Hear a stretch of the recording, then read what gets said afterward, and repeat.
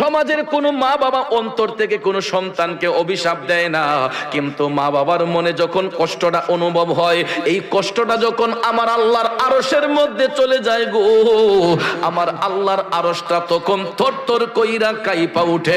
আল্লাহু আকবার বলেন।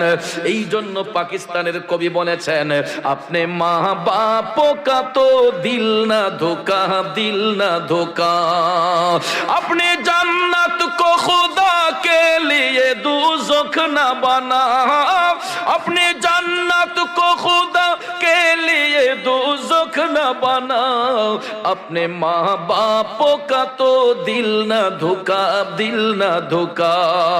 जुरे बोलुन अल्लाहु अकबर।